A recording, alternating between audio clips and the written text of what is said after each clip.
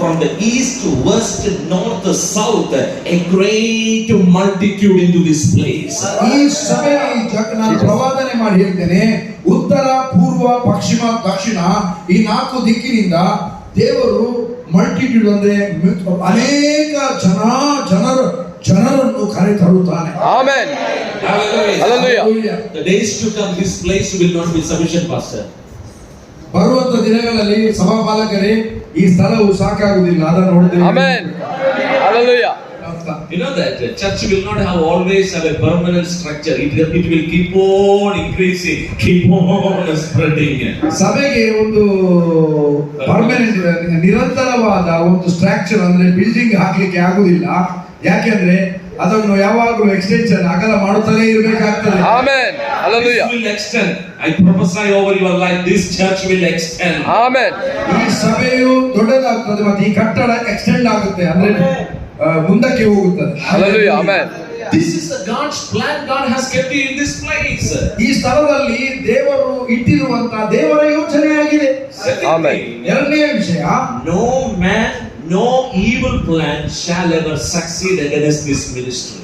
ಈ ಒಂದು ಸೇವೆಯ ವಿರುದ್ಧವಾಗಿ ಯಾವ ಮನುಷ್ಯನದಾಗಲಿ ಮತ್ತು ಯಾವ ದುಷ್ಟನ ಒಂದು ಯೋಜನೆಯು ಸಫಲಗೊಳ್ಳುವುದೇ ಇಲ್ಲ. Amen. I will build my church and the gates of the hell will not prevail against it. ಯೇಸು ಹೇಳಿದ್ದಾನೆ, ನಾನು ನನ್ನ ಸಭೆಯನ್ನು ಕಟ್ಟುತ್ತೇನೆ, ಪಾತಾಳದ ಯಾವ ಶಕ್ತಿ ಅದನ್ನು ಎದುರಿಸಲಾರದು. Amen. Glory. Come on, let's all proclaim that word. Jesus said, I will build my church and the gates of the hell will not stand against it. ನೀವೆಲ್ಲರೀಗ ನಾನು ಹೇಳಿದಾಗ ಹೇಳ್ಬೇಕು, ನಾನು ಯೇಸು ಹೇಳಿದ ನಾನು ನನ್ನ ಸಭೆಯನ್ನು ಕಟ್ಟುವೆನು, ಪಾತಾಳದ ಯಾವ ಶಕ್ತಿಯು ಅದನ್ನು ಸೋಲಿಸಲಾಗದು. Do you believe that? ನೀವು ನಂಬುತ್ತೀರಾ?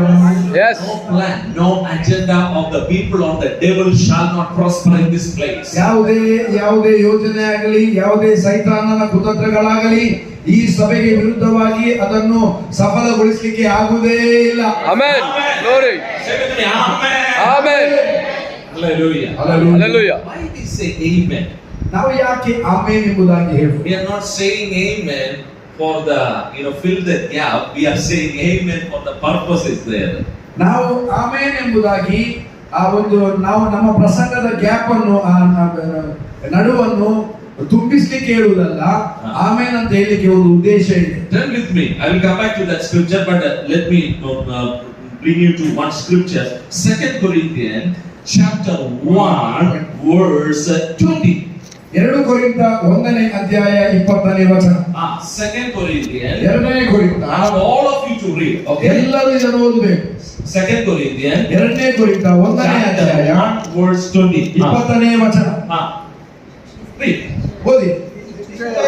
ನಿಶ್ಚಯವಾಗಿಯೂ ದೇವರ ವಾಗ್ದಾನಗಳು ಎಷ್ಟೇ ಇದ್ದರೂ ಅದು ಕ್ರಿಸ್ತನಲ್ಲಿಯೇ ನೆರವೇರುತ್ತದೆ.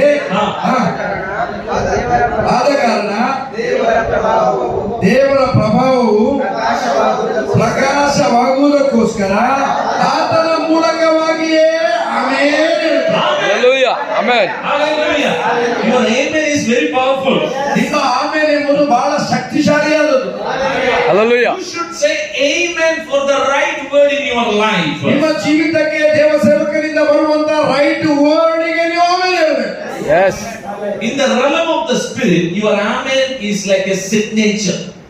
ಆತ್ಮೀಕ ಸ್ಥಳದಲ್ಲಿ ನಿಮ್ಮ ಒಂದು ಆಮೆನ್ ಎಂಬುದು ಅದು ನಿಮ್ಮ ಸಹಿಯಾಗಿದೆ. Yes. Signature means what? You are agreed to that. ಸಹಿ ಹಾಕುವುದಂದ್ರೆ ನೀವು ಒಪ್ಪಂದ ಮಾಡಿಕೊಳ್ಳುವುದು ಅದಕ್ಕೆ. That means that is belongs to you. ಅದರ ಅರ್ಥ ಅದು ನಿನಗೋಸ್ಕರ. Yes. Hallelujah. Hallelujah.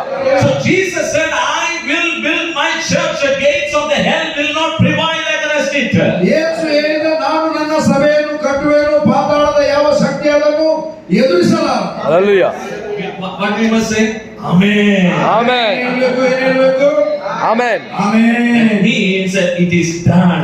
I receive it into my life. ಅದರ ಅರ್ಥ ಇದು ನೆರವೇರಿತು, ನನ್ನ ಜೀವಿತದಲ್ಲಿ ಅದನ್ನು ಹೊಂದಿಕೊಂಡೆನು ಎಂಬುದಾಗಿ. Yes. Amen. You must take that word. Take that word. ನೀನು ಆ ವಾಕ್ಯವನ್ನು ತೆಗೆದುಕೊಳ್ಳಬೇಕು. Hallelujah. Brother, come forward. I want to demonstrate it.